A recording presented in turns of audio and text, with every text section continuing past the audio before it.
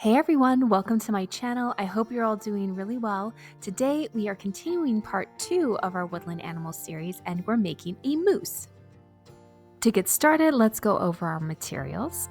You'll need some watercolor paper like I have right here, and I'm using 140-pound 4x6" for all of these animal portraits. And the first thing we're going to do is draw an outline of our moose. So you're going to want to have some kind of pencil, any sketching pencil will do, and probably an eraser. I know I always need mine, as well as a pencil sharpener. And once we're done drawing the outline of our moose, we're going to add a couple of watercolor layers, and I'm going to do that using a number 6 round brush. And then for colors today, we're using black, dark brown, and a golden yellow. And then to add a little texture to our mousse, we're going to be using rubbing alcohol. We'll just have it in a spray bottle and apply it. It repels some of the watercolor, so it creates some white spots and texture. And finally, we're going to be using this Pitt Artist pen. I used one from Faber and Castell, and we're going to outline our mousse and just bring out some details. And as usual with our watercolor pieces, you'll also want water and a paper towel. And if you need a recap on any of those materials, check the description. All right, let's get started. Now for most of these portraits, the animals are popping up from the bottom of the portrait, so I want to ensure to leave enough white space at the top. So for this moose, I'm splitting up my paper into thirds, and I think it would be appropriate to put the eyes of the moose just beneath the top third of the paper. So I put my index finger in the middle, and I'm gonna just draw kind of like a little upward swooping wing on either side of my index finger. And from there, I'm gonna add a little half circle at the edge of each wing. And there we've got the moose's eyes. All right, next we're gonna draw the nostrils. And moose have kind of longer faces, so to place this, I'm going to find the bottom half of my paper, and then I'm gonna cut that in half. So the nostrils are gonna be placed at the top of the bottom quarter of the paper. And then I'll just put my index finger in the middle again, and I'll make an arch on either side of my index finger. And those are going to be the tops of the nostrils. Now for the muzzle, I'm going to start inside the corner of the left eye, draw a straight line down and curve it out so it kind of looks like the flask from a chemistry set. I'm going to do the same thing on the other side. And I'm just going to connect the two sides like that. And then we're going to connect the nostrils to that outline that we just made, the outline of the muzzle. And since these portraits are straight on, you do want the face to be pretty symmetrical. Mine, I think, could use a little adjustment, so that's what I'm going to do here. So feel free to erase and adjust, but just remember, it doesn't need to look perfect. All right, we've got the center of our moose's face, so let's keep going. For the mouth, I'm going to draw an upside down, rounded off triangle just below the nostrils that spans the width between them. For the forehead, I'm going to draw a small arc just above the eyes that spans the width of the outside corners of those half circles. And for the sides of the face, you can kind of make like loose parentheses just outside the eyes that go the length of the nose bridge. For the chest and the shoulders, we'll make 2 more sets of parentheses that progressively start lower and widen out. Overall, the outline kind of ends up looking like a 3-tiered snowman. Next, we're gonna make the antlers, and I'll start at the outermost edge of the paper, leaving a little white space at the top. And I kind of make a cactus arm here, and then I bring it down and connect the bottom to the head, and then I go back in and make the top, and it's kind of like curvy hills. I make 3 prongs on either side, and I want it to look squarish like that. I don't want the prongs to be very defined. And I'll go and do that on the other side now. So I'll go make my cactus arm, draw the bottom first, and kind of curve it around and connect it to the side of the head. And then, it's kind of, think about it making like a bubble letter W, and just kind of tapering the arms of the W though, and then you connect it to the top of the head. So it really makes moose antlers look like moose antlers as this squared off shape and kind of how wide they are. Now to finish these off, I'm just going to make 2 more little curves on the outermost prongs on each side that just kind of follow the curve in front of it, and it adds a little depth to the antlers. And finally, we'll make the ears. I'll start at that innermost curve at the bottom of the antler and make a rounded off triangle. It points to the corner of the eye, and I'll make a small arc inside the bottom of that triangle. I'll go ahead and repeat that on the other side. And from here, I'm gonna make a couple of adjustments because the ear on the right is a little big. So again, make any adjustments you need until you're satisfied.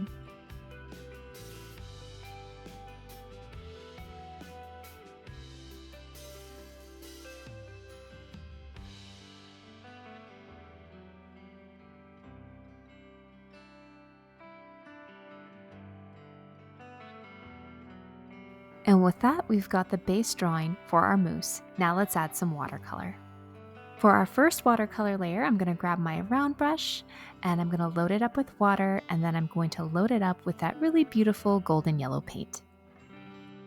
And if you're following along at home, we'll then go and trace over all of those lines with our golden yellow paint, except for the eyes and the nostrils. So leave those alone. I am going to go around the entire muzzle, but leave the inside lines of the nostrils and the eyes for now. We'll come back to them.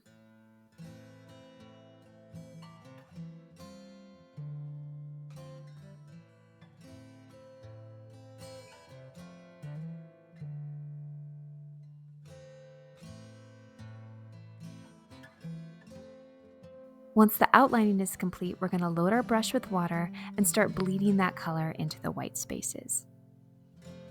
And remember, we're going to leave the nostrils and the eyes white for now. One other thing that I would like to mention is that when I'm bleeding out the color, I do long, smooth strokes that follow the curve of the line that I'm drawing the color from. And this kind of helps, number one, to give you a smooth, even coverage, and I find it also helps to maintain the subtle outline that you created to begin with.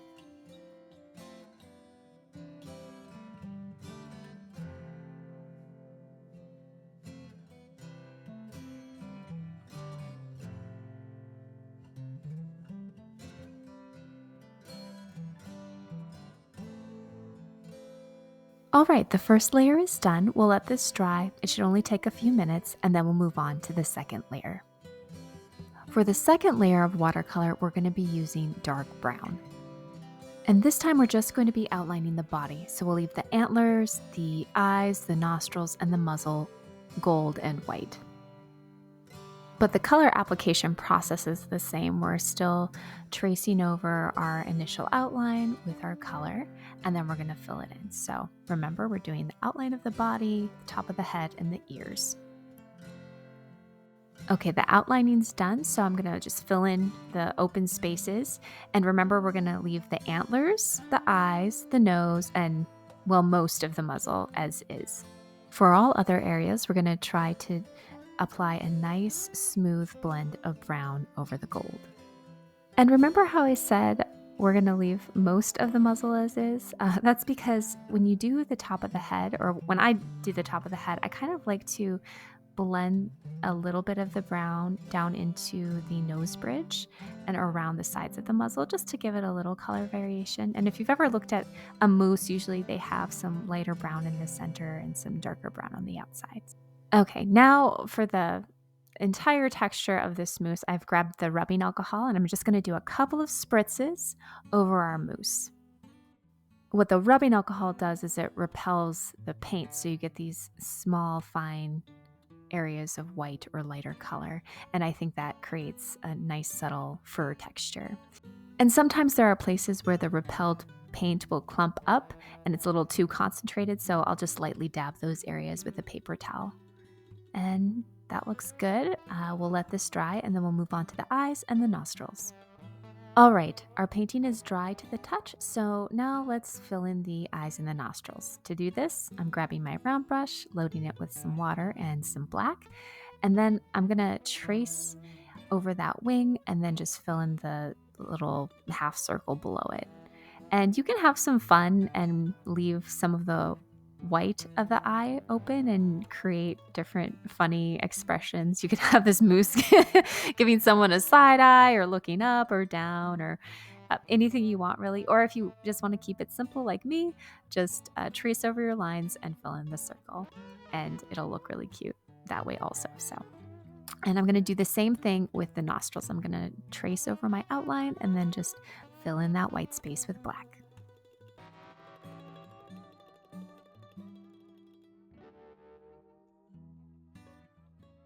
And that concludes our watercolor portion. So I'll let this dry and then we'll move on to outlining.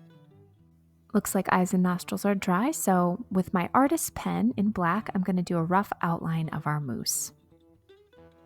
And when I say rough outline, what I mean is tracing over the outermost edge of the moose. We will do some additional detailing in the face, but for now, I'm just going to do an initial outline of the outermost edge, and then I'll probably do that a little bit more, maybe a couple more times until I'm satisfied with the thickness.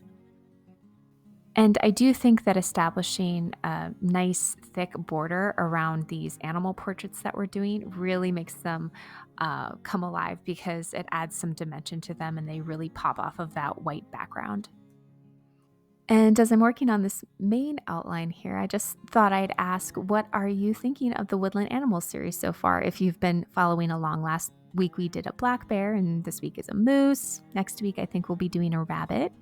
Yeah, let me know. Do you like doing things in series? Is it fun to be able to build on something, or do you like more individual projects?